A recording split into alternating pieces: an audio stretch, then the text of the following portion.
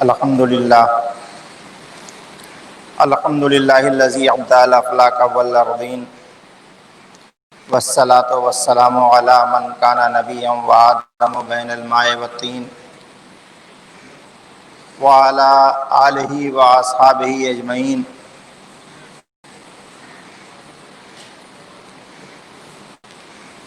اما بعد، قال اللہ تعالی فی القرآن المجید والفرقان الحمید، اعوذ باللہ من الشیطان الرجیم، بسم اللہ الرحمن الرحیم۔ انما یرید اللہ لیذھب عنکم الرجس اہل البیت ویطہرکم تطہیرا۔ صدق اللہ مولانا العظیم وبلغنا رسولہ النبی الکریم۔ نحن علی ذلک ما قال من الشاہدین والشاکرین۔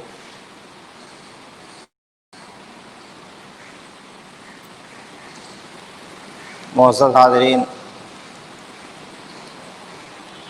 کربلا کا واقعہ آپ سن رہے ہیں۔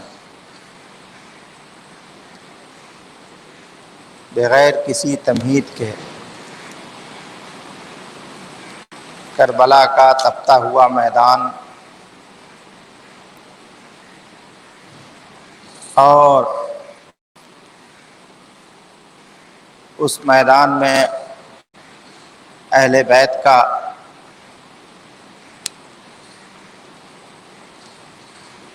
خیمہ،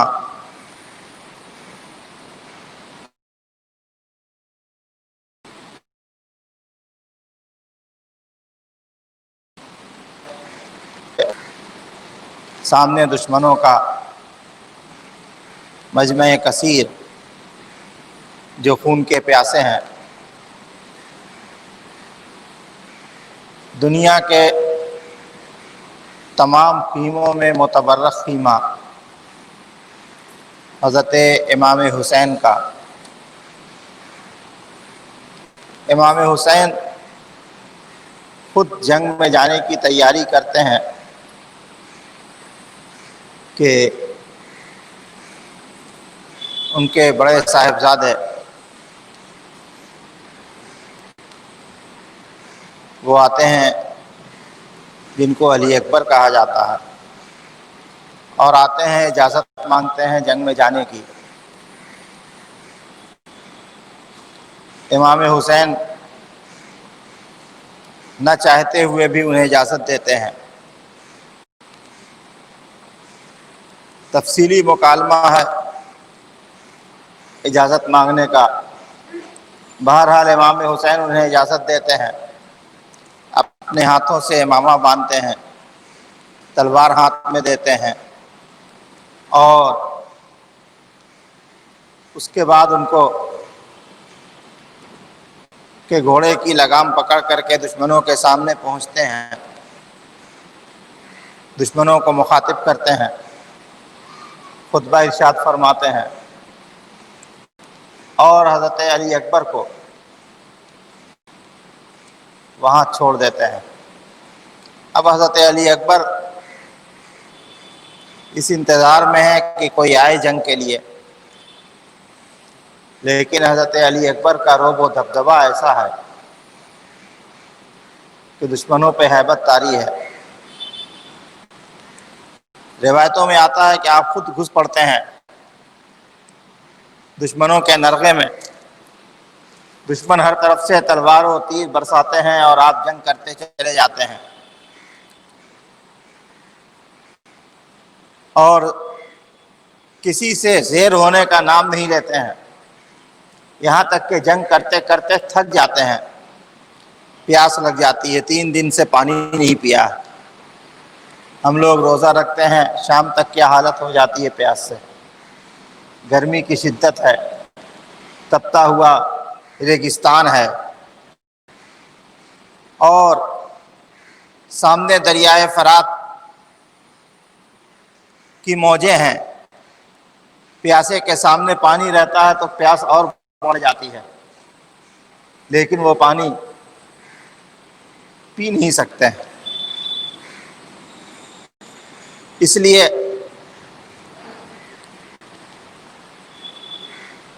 پیاس کی شدت ہوتی ہے، پکارتے ہیں۔ حضرت امام حسین کو ابا جان بہت پیاس لگی ہے، اور گھوڑا دوڑاتے ہوئے واپس خیمے میں چلے آتے ہیں۔ امام حسین اپنی انگوٹھی جو آپ کے انگشت مبارک میں تھی اس کو نکالتے ہیں اور حضرت علی اکبر کے منہ میں ڈال دیتے ہیں، کہا کہ اس کو چوس لو، پیاس بجھ جائے گی۔ حضرت علی اکبر اس کو چوستے ہیں، پیاس بجھ جاتی ہے۔ غور کیجئے کہ امام حسین کتنے باکرامت ہیں کہ انگوٹھی منہ میں لیا، پیاس بجھ گئی، اور اس کے اندر سے کیسا شیریں، کیسا ٹھنڈا پانی نکلا کہ حضرت علی اکبر کی پیاس بجھ گئی۔ پھر جنگ کے لیے چلے جاتے ہیں، دوبارہ پھر پیاس لگتی ہے، پھر آتے ہیں۔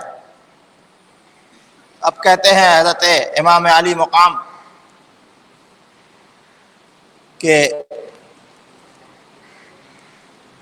گھبراؤ مت، تمہارے لیے حوض کوثر ہمارے آقا سرکار دو عالم احمد مجتبیٰ محمد مصطفیٰ صلی اللہ تعالی علیہ وسلم حوض کوثر کا جام لیے تیار ہیں، جاؤ جنگ کرو۔ حضرت علی اکبر واپس جاتے ہیں، چاروں طرف سے تیروں اور نیزوں کی برسات ہوتی ہے، آپ گھوڑے سے زمین پہ گر پڑتے ہیں اور حضرت امام علی مقام کو پکارتے ہیں۔ حضرت امام حسین دوڑتے ہوئے جاتے ہیں تو دیکھتے ہیں کہ میدان میں تپتے ہوئے ریت پر میرا بیٹا گرا پڑا ہے، اور اس کے جسم پہ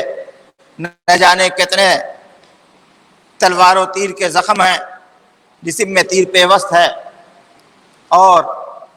گود میں اٹھا کر کے سر رکھتے ہیں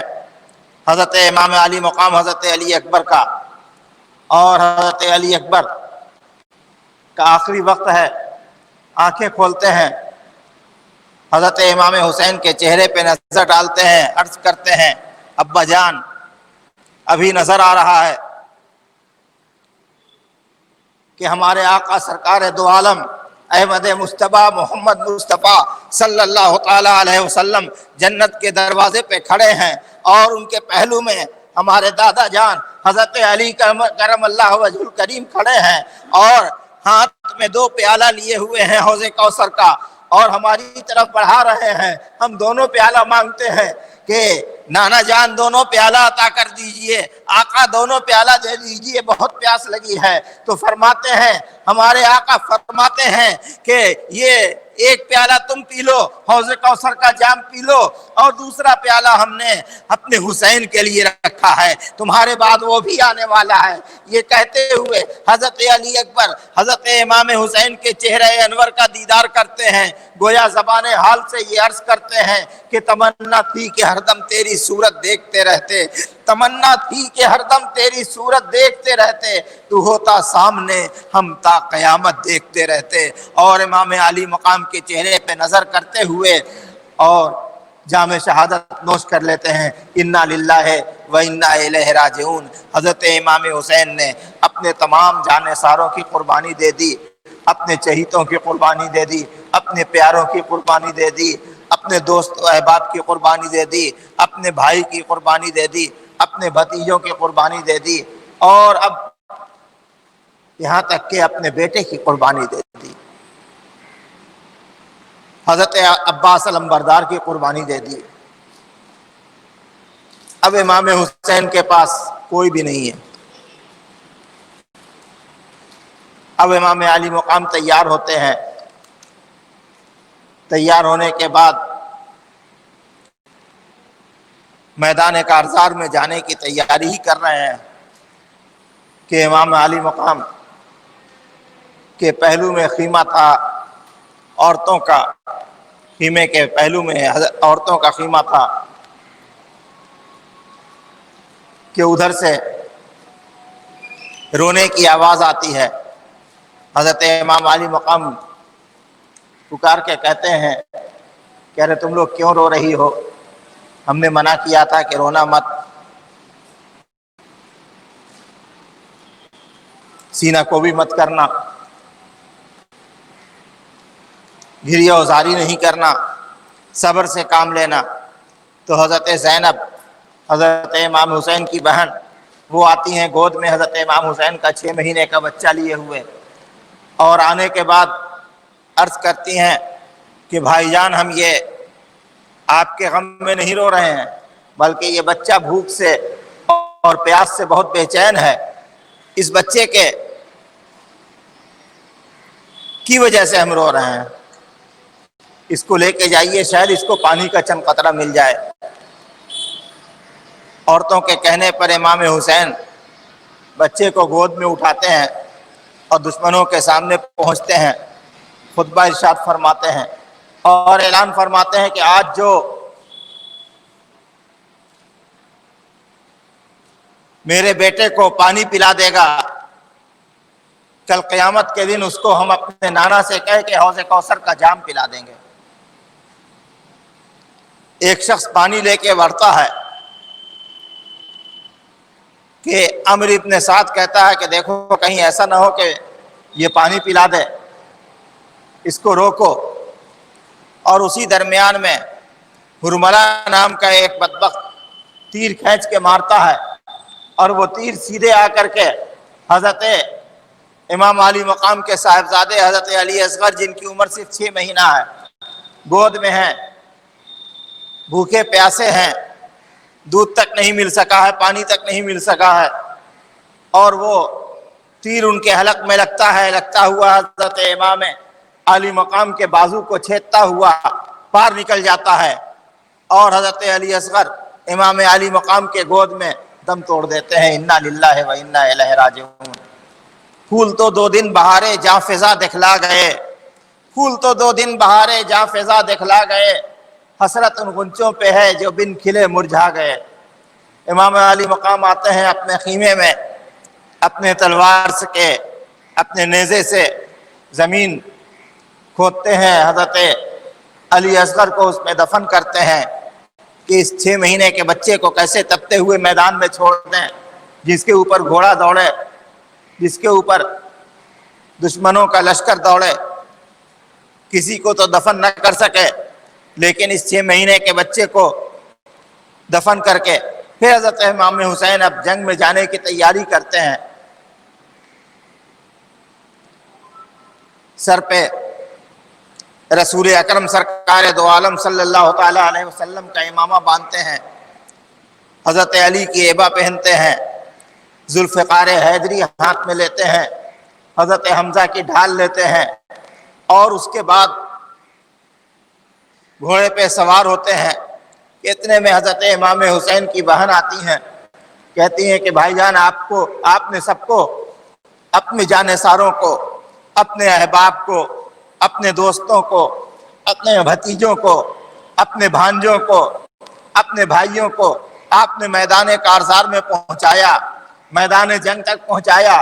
اور آپ اکیلے جا رہے ہیں. چلیے اس کا فرض ہم ادا کر دیتے ہیں، ہم ادا کر دیتے ہیں. حضرت امام علی مقام کے گھوڑے کی لگام پکڑتی ہیں اور لے کر کے میدان کارزار میں پہنچتی ہیں، دشمنوں کے سامنے خطبہ ارشاد فرماتی ہیں. اب حضرت امام حسین ہیں اور سامنے دشمنوں کا لشکر ہے. حضرت امام حسین اپنے فضائل و مناقب بیان کرتے ہیں، اپنا مرتبہ بیان کرتے ہیں، اور اس وقت بھی کہتے ہیں کہ تم باز آ جاؤ، تم باز آ جاؤ، ہمارے خون کے پیاسے نہ بنو. لیکن اس کے بعد دشمنوں کی طرف سے تیر چلتا ہے، جنگ کی ابتدا ہو جاتی ہے. امام حسین جنگ کرتے چلے جاتے ہیں، جنگ کرتے چلے جاتے ہیں، یہاں تک کہ ظہر کا وقت آ جاتا ہے، جمعے کا دن ہے، اور ہر جگہ پوری دنیا میں جمعے کے دن جمعے کا خطبہ ممبر پہ ادا کیا جا رہا ہے، اور اس ممبر پہ حضرت امام حسین اور ان کے نانا کے نام کا ڈنکا بج رہا ہے. اور اسی وقت حضرت امام حسین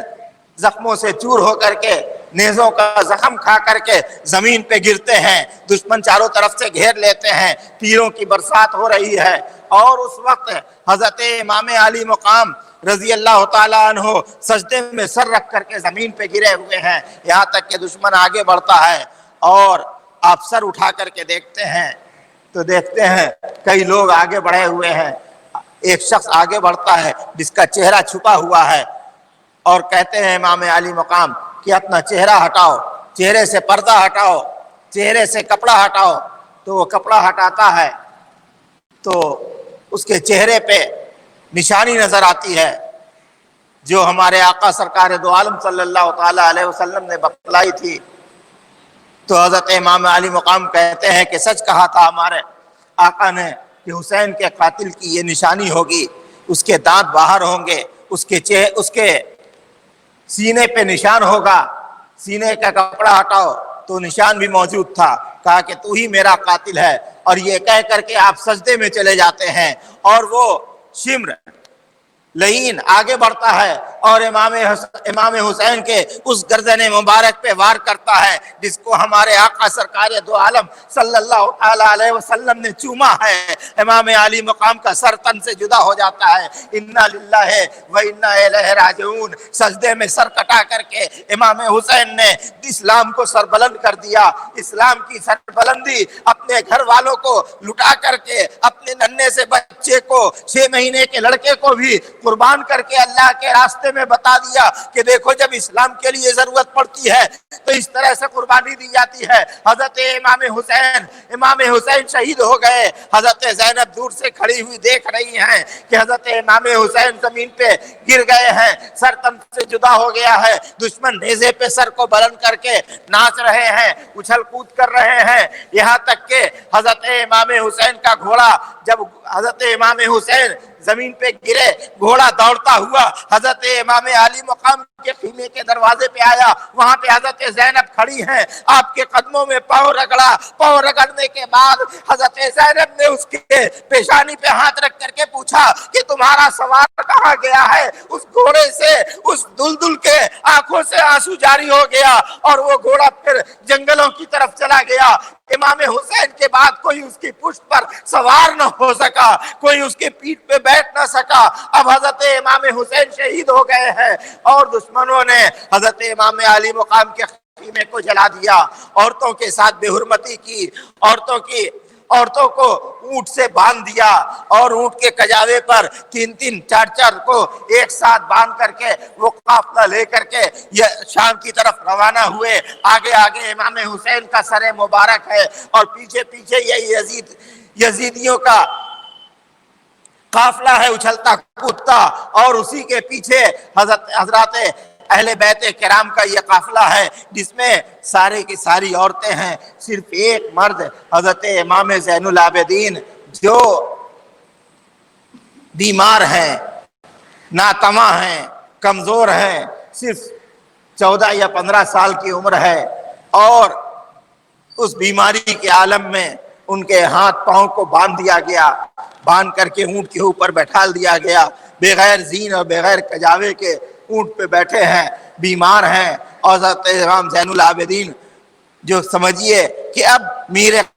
قافلہ وہی ہیں، سارے کے سارے شہید ہو گئے، اور حضرت امام زین العابدین وہ ہیں کہ جنہوں نے میدان کربلا کا منظر اپنی آنکھوں سے دیکھا ہے، جنہوں نے حضرت علی اصغر کی شہادت اپنے آنکھوں سے دیکھی ہے، جنہوں نے اپنے بڑے بھائی حضرت علی اکبر کی پیشانی سے خون بہتا ہوا دیکھا ہے، جنہوں نے حضرت عباس علمبردار کے کٹے ہوئے بازو اور چھدا ہوا سینہ دیکھا ہے، جنہوں نے حضرت سکینہ کے پیاس کو دیکھا ہے، جنہوں نے حضرت شہربانو کے آنسو کو دیکھا ہے، جنہوں نے حضرت زینب کے تڑپتے ہوئے دل کو دیکھا ہے، وہ حضرت زین العابدین جن کے بارے میں کہا جاتا ہے کہ وہ ساری زندگی اتنا کبھی ہنسے ہنسے نہ کبھی مسکرائے. لوگوں نے پوچھا ان کے ضعیفی میں، بڑھاپے میں، کہ حضور آپ کو کبھی ہنستے اور مسکراتے ہوئے نہیں دیکھتے ہیں. تو حضرت زین العابدین کہتے ہیں کہ میں نے وہ منظر کربلا کے میدان میں دیکھا ہے کہ اگر دنیا کے لوگ دیکھ لیتے تو دنیا سے لوگ ہنسنا اور مسکرانا چھوڑ دیتے. تو امام حسین کے، امام علی مقام کی یہ قربانی اسی لیے یاد کی جاتی ہے کہ دنیا کی ہر قربانی الگ ہے لیکن حسین کی قربانی الگ ہے. آج لوگ کہتے ہیں کہ امام حسین کی یاد کیوں، باقی کی یاد کیوں نہیں منائی جاتی ہے؟ جنگ بدر کا ذکر کیوں نہیں ہوتا ہے؟ جنگ حنین کا ذکر کیوں نہیں ہوتا ہے؟ جنگ احد کا ذکر کیوں نہیں ہوتا ہے؟ دوسرے اور جو شہید ہوئے ان کا ذکر کیوں نہیں ہوتا ہے؟ یہ امام حسین کا ذکر کیوں ہوتا ہے؟ اس لیے کہ امام حسین نے قربانی کی وہ مثال پیش کی ہے کہ سب کھاتے پیتے ہوئے شہید ہوئے، سب تیار ہو کے شہید ہوئے، سب جنگ کر کے شہید ہوئے، لیکن امام حسین اور ان کے گھر والوں کو مظلوم بھوکے پیاسے شہید کیا گیا. سب خود شہید ہوئے لیکن امام حسین اپنے جانثاروں کے ساتھ شہید ہوئے، اپنے بھتیجوں کے ساتھ شہید ہوئے، اپنے بھائیوں کے ساتھ شہید ہوئے، اپنے عزیزوں کے ساتھ شہید ہوئے، اپنے رشتہ داروں کے ساتھ شہید ہوئے. امام حسین شہید ہوئے تو اپنے 6 مہینے کے بچے کے ساتھ شہید ہوئے. اور جتنی جنگیں ہوئی ہیں کوئی 6 مہینے کے بچے کو لے کر کے میدان کارزار میں نہیں پہنچا ہے. اسی لیے امام حسین کی یاد منائی جاتی ہے. اور سب شہید ہونے والے جتنے ہیں وہ سب شہید ہونے والے وہ آقا کے غلام ہیں، اور حسین آقا کے شہزادے ہیں. شہزادے کی شہادت کی بات اور ہوتی ہے، غلاموں کے شہادت کی بات اور ہوتی ہے. غلام کا کام ہی ہے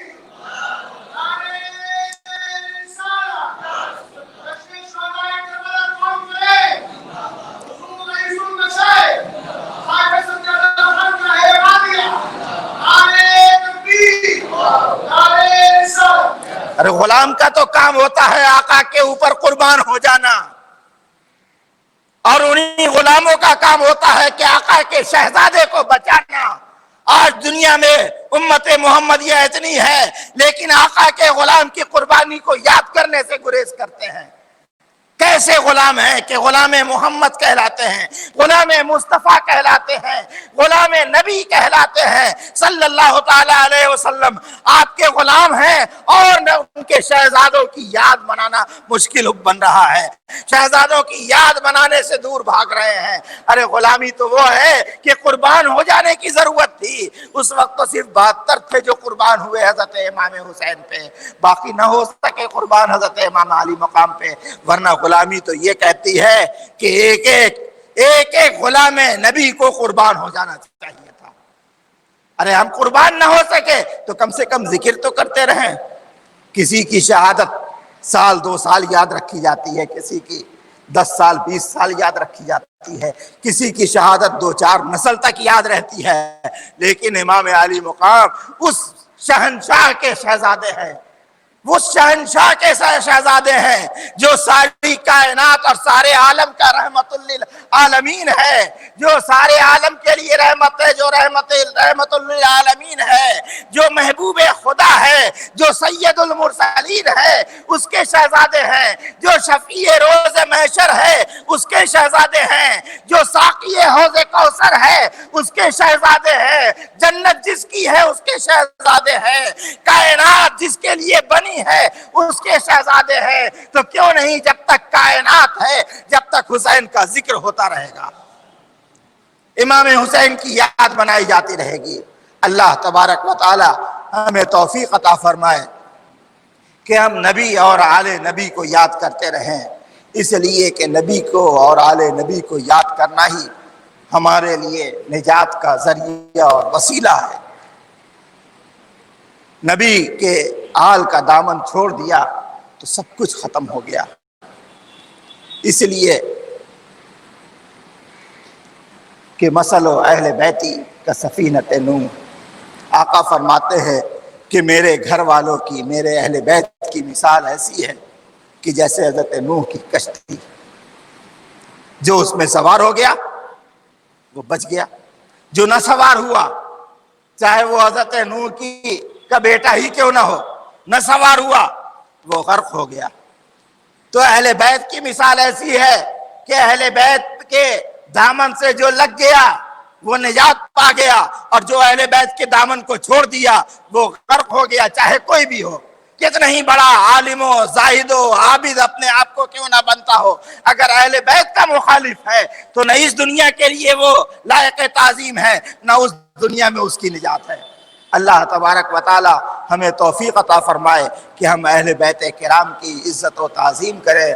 ان کو یاد کریں، اور اہل بیت کا ذکر ہو تو ان کے غم میں ہمارا دل روئے، ہماری آنکھیں روئیں، اور یہی آنسو ہمارے لیے قیامت کے دن شفاعت کا ذریعہ بنے، امام حسین کے تقرب کا ذریعہ بنے۔ اب امام علی مقام کے وسیلے سے، شہدائے کربلا کے وسیلے سے ہم لوگ دعا کریں بارگاہ خداوندی میں، اے اللہ تیرے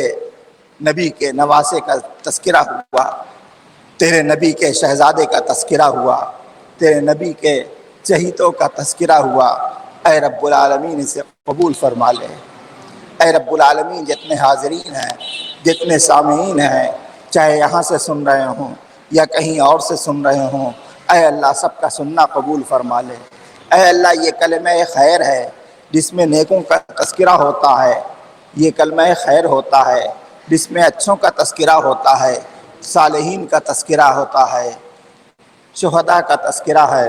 اے رب العالمین اسے قبول فرما لے، اور اس تذکرے کو ہمارے پریشانیوں کے لیے، ہماری مصیبتوں کے لیے صدقہ بنا دے۔ اے اللہ تیرے نبی کا فرمان ہے کلمۃ الخیر صدقۃ، کلمہ خیر جو ہے وہ صدقہ ہے، کلمہ خیر صدقہ ہے۔ اے رب العالمین اس کو ہمارے پریشانیوں کے لیے صدقہ بنا دے، ہمارے بیماریوں کے لیے صدقہ بنا دے۔ اے رب العالمین ان کلمات کو جو یہاں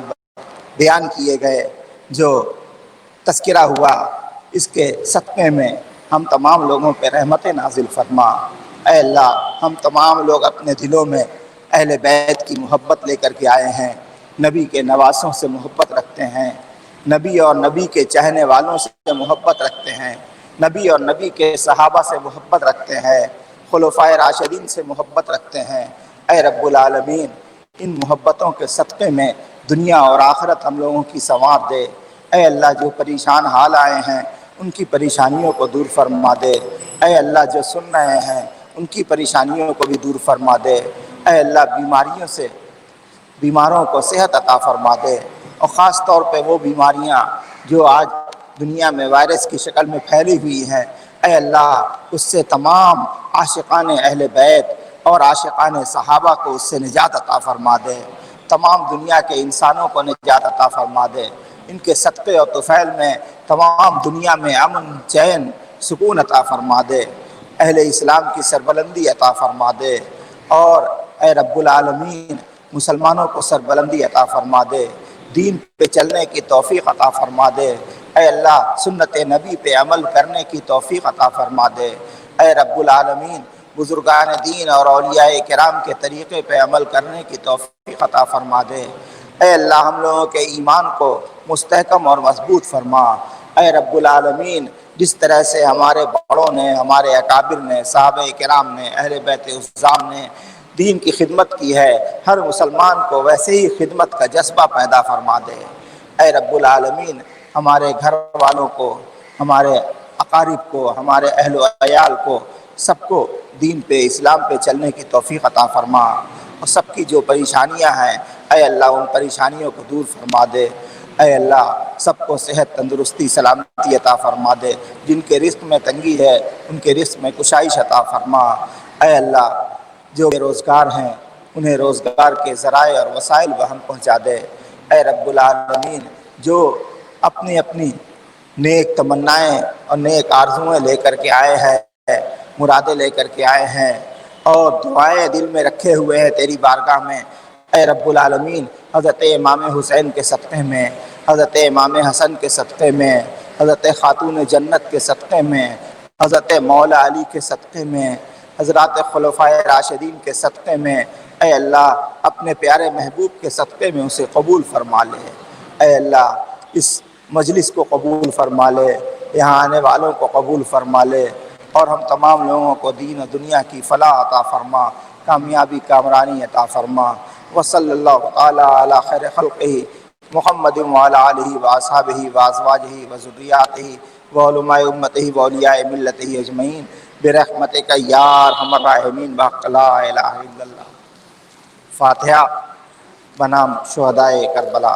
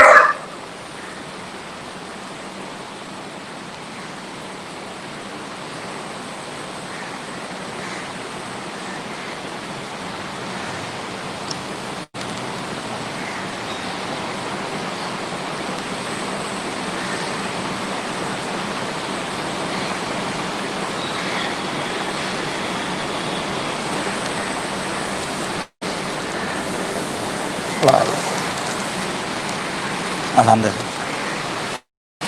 اذان دو لو جب تک اس کو تقسیم کر